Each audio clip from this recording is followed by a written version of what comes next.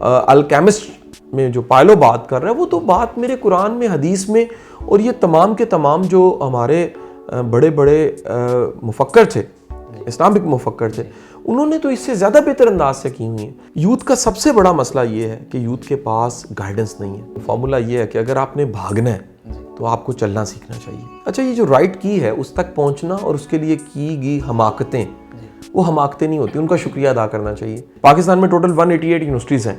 پاکستان کی تقریباً 100 کے قریب یونیورسٹیز کے ساتھ میرے سیشن کسی نہ کسی ادارے میں کہیں نہ کہیں یہ سیشنز میرے یوتھ کے ساتھ ضرور ہوئے. جو آج ہے اس کی کہیں نہ کہیں روٹس یا جڑیں مجھے تب بھی نظر آتی ہیں.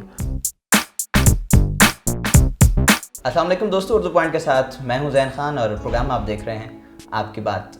آج کا پروگرام بہت خاص ہے اور جتنے ہم نے پروگرامز کیے ہیں ان میں سے شاید سب سے خاص پروگرام کہا جائے تو یہ غلط نہ ہوگا. صرف جن کے ساتھ آج ہم بیٹھے ہیں ان کا نام کافی ہے, تعارف آپ سب لوگ جانتے ہیں. بلا تاخیر ہم ان سے بات شروع کرتے ہیں. ہمارے ساتھ موجود ہیں سر سید قاسم علی شاہ صاحب. السلام علیکم. وعلیکم السلام جی. سر بہت شکریہ ٹائم دینے کا. بہت مہربانی, آپ کا بھی بہت شکریہ, اردو پوائنٹ کا بھی بہت شکریہ جی. تھینک یو سو مچ سر. سر سوال یہاں سے ہم شروع کریں گے کہ آپ کا بچپن کیسا تھا؟ لوگ اب تو آپ کو جانتے ہیں کہ قاسم علی شاہ سر ایک برانڈ ہے ماشاءاللہ. آپ بچپن میں کیسے ہوا کرتے؟ اچھا بھائی ایسا ہے کہ جو بچپن ہے آج مڑ کے دیکھوں تو جو آج ہے اس کی کہیں نہ کہیں روٹس یا جڑیں مجھے تب بھی نظر آتی ہیں. بچپن میں وہ ساری تمام شرارتیں جو بچے کرتے ہیں میں بھی کیا کرتا تھا, لیکن کچھ چیزیں جو ڈھونڈتا ہوں ماضی میں تو یاد آتی ہیں کہ یہ چیزیں گاڈ گفٹڈ تھیں. لائک بچپن سے پیٹریوٹزم تھا اور ملک سے محبت اور ایک وطن سے وفا کا جو جذبہ ہے وہ میرے میں پایا جاتا تھا. مجھے یاد ہے کہ بچپن کی عیدوں کی ایکسائٹمنٹ بھی میری اتنی ہوتی تھی اور 14 اگست کی ایکسائٹمنٹ بھی برابر ہوتی تھی. میں 6 ستمبر کو بھی اسی طرح منا رہا ہوتا تھا جس طرح میں 12 ربیع الاول کو منا رہا ہوتا تھا. تو کہہ لیجیے میری ایک محبت وہ ملک کے ساتھ اور وطن کے ساتھ قوم کے ساتھ یہ بچپن سے ہی میرے اندر موجود تھی. جو غیر معمولی بات مجھے ایک اور یاد آتی ہے وہ والدین بالخصوص والدہ کی شفقت تھی. بعض اوقات ہوتا ہے کہ آپ کو ٹریٹ جو کیا جا رہا ہے وہ ٹریٹمنٹ ہی بڑا اسپیشل ہے. تو والدہ کی جو شروع سے ٹریٹمنٹ رہی اور آج تک ہے وہ ٹریٹمنٹ جون سی تھی وہ اللہ پہ توکل, اللہ پہ بھروسہ, اللہ پہ یقین, اللہ کافی ہے, یہ جملوں پہ بہت زیادہ تھی. اور میں جب بھی پیچھے مڑ کے دیکھتا ہوں تو میں سمجھتا ہوں کہ یہ بات کہ اللہ پہ بھروسہ کرنا چاہیے شاید مجھے ممبر اتنا اچھا طریقے سے نہیں سکھا سکا جتنا میری ماں نے مجھے اچھے طریقے سے سکھایا. سر ماں کو تو پہلی درس گاہ بھی کہا جاتا ہے. سر آپ نے یہ کب سوچا کہ آپ نے ٹرینر بننا ہے یا اس سے پہلے آپ کچھ اور کہیں اور جگہوں پہ بھی قسمت آزما چکے ہیں؟ اچھا دیکھیں ایک پرانا فارمولہ ہے, وہ فارمولہ یہ ہے کہ اگر آپ نے بھاگنا ہے تو آپ کو چلنا سیکھنا چاہیے. ٹریننگ بھاگنا ہے, اس سے پہلے چلنے کا نام ہے ٹیچنگ. اگر آپ ٹیچر اچھے نہیں ہیں نا تو ٹریننگ میں آ کے بھی آپ کو نام نہیں بنا سکتے. اگر ٹیچنگ میں آپ کی کوئی پرسنل سکسس بھی شامل ہو جائے, وہ کسی طرح کی آپ کی زندگی میں کامیابی آ گئی, وہ انسٹیٹیوشن بنانے کی ہے, وہ ایک میس کو بگ موب کو ایک اثر ڈالنے کی, امپیکٹ ڈالنے کی ہے, یا آپ نے کوئی کنٹریبیوشن کر لیا, کوئی آپ سے کام ایسا ہو گیا کہ آپ نے کنٹریبیوٹ کیا, تو میرا ماننا یہ ہے کہ یہ کنٹریبیوشن آپ کا جو سا ہے یا آپ کی پرسنل سکسس جو سی ہے وہ ٹیچنگ کو 4 چاند لگا دیتی ہے. ہمارا بچہ, آج کا بچہ ٹیچر سے اس لیے بھی متاثر نہیں ہوتا کہ ٹیچر اسے ناکام دکھتا ہے. جب ٹیچر ناکام دکھتا ہے تو بچہ کہتا ہے کہ یہ جو مجھے پڑھا رہا ہے یہ تو خود کامیاب نہیں ہے. اگر یہ کامیاب ہوتا تو پھر میری یہ اپنی باتوں پہ خود عمل کر کے اپنی کامیابی تو دکھاتا. یہ بتا تو رہا ہے لیکن اس کے پاس دکھانے کو کچھ نہیں ہے. سو اللہ نے ایک کرم کیا کہ وہ ٹیچنگ کا جو سفر تھا, میرا پڑھانے کا جو زمانہ طالب علمی سے شروع ہو گیا تھا, وہ چلتے چلتے چلتے بڑی آسانی سے وہ چلنا دوڑنے میں کنورٹ ہو گیا. بالکل. سر آپ ماڈرنزم کو پاکستان کے کلچر میں ڈال کے لوگوں کو بتاتے ہیں, سمجھاتے ہیں. آپ باتیں بہت اور جگہوں سے سیکھ کر ہمارے کلچر میں ڈھال کے ہمیں سمجھاتے ہیں. یہ گر سر کس طرح سے؟ اچھا دیکھیں, اس کا انحصار کسی بھی ٹرینر, کسی بھی مقرر, کسی بھی رائے عامہ پیدا کرنے والے شخص کے مطالعے پہ ہے یا وہ متاثر کہاں سے ہوا. میری بھی شاید ابتدا زمانہ طالب علمی کی بات کروں، یونیورسٹی کالج لائف کی بات کر رہا ہوں، وہ سیلف ہیلپ کے لٹریچر سے ہو سکتی ہے. لیکن میں حیران ہوا کہ جب آپ قرآن حدیث کا مطالعہ کرتے ہیں اور آپ لوکل جو وزڈم ہے، انڈو پاک کا وزڈم جسے کہتے ہیں، اور اس کے ساتھ پھر آپ کا سعدی شیرازی رومی رازی کا وزڈم ہے، اس کو آپ پڑھتے ہیں تو آپ کو بڑے بڑے سیلف ہیلپ کے رائٹر اور بڑے بڑے ٹرینرز جو ان کے سامنے بونا لگتے ہیں. تو مجھے پتہ لگا کہ یہ تمام کی تمام چیزیں جسے اسٹیفن آر کوے، ٹونی رابنز اور رابن شرما اور بڑے بڑے جو نام ہیں وہ کوٹ کر رہے ہیں، الکیمسٹ میں جو پائلو بات کر رہے ہیں، وہ تو بات میرے قرآن میں، حدیث میں، اور یہ تمام کے تمام جو ہمارے بڑے بڑے مفکر تھے، اسلامک مفکر تھے، انہوں نے تو اس سے زیادہ بہتر انداز سے کی ہوئی ہیں. سو ایک بلینڈ بن گیا ماڈرن سیلف ہیلپ کا، صوفیزم کا اور منطق کا، ایک نیا بلینڈ بن گیا، اور یہ اللہ کی توفیق سے ہو گیا. واصف علی واصف صاحب بہت انسپائرڈ ہیں. میرا ماننا یہ ہے کہ آپ کی زندگی میں ایک لمبے سفر کو طے کرنے کے لیے ایک واقعہ، ایک شخص کک ہونا چاہیے، کک کی شکل میں. جیسے موٹر بائک کو کک لگتی ہے تو وہ سٹارٹ ہوتی ہے، میرا جو سٹارٹ ہے، کہہ لیں کک ہے، وہ واصف صاحب سے. اس سے پہلے مجھے نہیں پتا تھا کہ میں نے اتنا فوکسڈ اس کام میں آنا ہے، یعنی اپنی پوری زندگی کو ڈونیٹ کر دینا ہے. دنیا کی سب سے قیمتی چیز لائف ہوتی ہے. آپ اس لائف کے ذریعے بلینز بھی بنا سکتے ہیں، کاروبار میں چلے جائیں. آپ اس لائف کے ذریعے پراپرٹی ٹائکون بن سکتے ہیں. آپ اس لائف کے ذریعے کیا کچھ کر سکتے ہیں.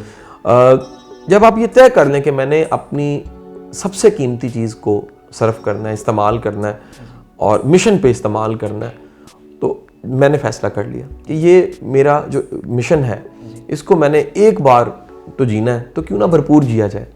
سو اس کو میں نے ٹریننگ کے نام کر دیا. سو میرا ایک مشن تھا اور اللہ نے مجھے اس میں بڑی جلدی کامیابی دی کہ ٹریننگ ہمارے ملک میں صرف کارپوریٹ تک تھی. ایلیٹ لوگ ہی صرف جو ان سے اداروں کے بڑے بڑے ایچ آر کے مینیجرز، مارکیٹنگ ہیڈز اور اسٹریٹجیز کو بنانے والے ٹرینر سے مستفید ہوتے تھے. میں نے ٹریننگ کو عوامی کر دیا، عوام تک. آج بچہ جو ان سا ہے وہ ٹرینر کے ورڈ کو، موٹیویشن اسپیکر کے ورڈ کو. آپ کی بہت ساری سینکڑوں میں ویڈیوز ایسی یوٹیوب پہ پڑی ہیں جو پاکستان میں میرا خیال ہے کہ اور کسی کی نہیں ہے، اور بچہ آپ کو جانتا ہے، پہچانتا ہے، چاہے وہ آپ سے ملا نہ ہو، آپ کو فیس ٹو فیس مل نہ چکا ہو، لیکن آپ کے نام سے لازمی واقف ہے. سر یہاں تک کا جو سفر ہے، اس میں مشکلات بہت ساری آئی ہوں گی. شروع میں لوگ آتے نہیں ہوں گے یا بہت ساری ایسی مشکلات ہوں گی. وہ سفر سر کس طرح سے گزرا؟ اچھا، میں کہوں گا کہ مشکلات نہیں، بے وقوفی ہیں کہوں گا، جو ہر بندہ کرتا ہے. بے شمار مسٹیکس بندہ کرتا ہے. بندہ کوشش کرتا ہے شاید یہ والی چابی لگ جائے گی، کھولنا تو دروازہ ہی ہوتا ہے، یہ والی چابی لگ جائے گی، نہیں شاید ٹھڈا ماروں گا دروازہ کھل جائے گا. حالانکہ وہ اتنی تگو دو جو آپ کر رہے ہوتے ہیں، اگر صرف رائٹ کی لگنے کی دیر ہے. اچھا، یہ جو رائٹ کی ہے اس تک پہنچنا اور اس کے لیے کی گئی حماقتیں، وہ حماقتیں نہیں ہوتی، ان کا شکریہ ادا کرنا چاہیے کہ غلطیاں نہ ہوتی تو صحیح رستہ بھی شاید مجھے نہ ملتا. تو بے شمار چیزیں ان کا ہم نے سامنا کیا. فرسٹ آف آل تو جب بھی آپ کوئی ٹرینڈ بناتے ہیں تو وہ کام ہی مشکل ہوتا ہے. وہ کوئی ٹرینڈ ہو، اس ٹرینڈ کا نام ایدی صاحب ہی ہو، اس ٹرینڈ کا نام حکیم سعیدی ہو، اس ٹرینڈ کا نام کوئی بڑا مشن ہو، نیلسن منڈیلا، یہ دنیا کا کوئی ٹرینڈ ہے، اس کو سارے بھیڑ چال میں ہوتے ہیں اور اس میں سے ایک نیا بندہ باغی بن کے چلتا ہے تو یقیناً اکیلا ہوتا ہے. لیکن میرا ماننا یہ ہے کہ اگر باغی سچا ہو تو پھر وہ اکیلا نہیں رہتا، وہ قافلہ اور کارواں بن جاتا. کیا بات ہے سر. سر ابھی تک کتنے لوگوں کے ساتھ آپ کام کر چکے ہیں؟ Corporate trainer, as a corporate trainer آپ نے بہت زیادہ کام کیا ہے. آپ ہمارے ڈاکٹرز کو پڑھا رہے ہیں، آپ ملٹری آفیسرز کو ٹریننگ دے رہے ہیں، پولیس آفیسرز کو ٹریننگ دے رہے ہیں. ایک محتاط اندازے کے مطابق کتنے لوگوں کے ساتھ کام کر چکے ہیں؟ اچھا دیکھیں، اس وقت تو کہہ لیں اگر مڑ کے دیکھوں تو خود بھی یقین نہیں آتا کہ اللہ نے توفیق یہ کیسے دی.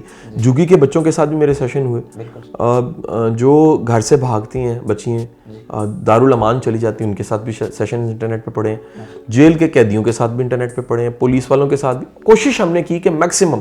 کچھ اداروں کے سیشنز ہم اپلوڈ نہیں کر سکے کیونکہ منع تھا، یقیناً وہ ایک سیکریسی ہے، فوج ہے یا پھر جوڈیشری ہے، تو ہم اس کو اپلوڈ نہیں کر سکتے. سیشنز تقریباً 12 گورنمنٹ کے ڈپارٹمنٹس ہیں جن کے ساتھ ہوئے. 100 سے زیادہ کارپوریٹ کلائنٹس ہیں، بگ گنز ہیں اور ٹرینڈ سیٹرز ہیں، وہ بڑے بڑے ادارے جن کے ساتھ مجھے کام کرنے کا موقع ملا. پاکستان میں ٹوٹل 188 یونیورسٹیز ہیں. پاکستان کی تقریباً 100 کے قریب یونیورسٹیز کے ساتھ میرے سیشن کسی نہ کسی ادارے میں کہیں نہ کہیں یہ سیشنز میرے یوتھ کے ساتھ ضرور ہوئے. اب یہ تعداد بھی بڑھتی جا رہی ہے. ابھی تک کی جو تعداد ہے، اگر ہم اس کو یعنی لائیو سیشنز کی تعداد کو ٹوٹل کریں تو وہ 9 لاکھ کے قریب لوگ ہیں. اور یہ پاکستان میں سیلف ہیلپ پرسنل ڈیولپمنٹ میں یہ بہت بڑی فگر ہے. اور یہ میں اسے کریڈٹ دوں گا اللہ تعالیٰ کہ کرم نوازی کو اور اللہ تعالیٰ کی رحمت کو. شاید ایک انسان کے بس کے باس نہیں ہوتی.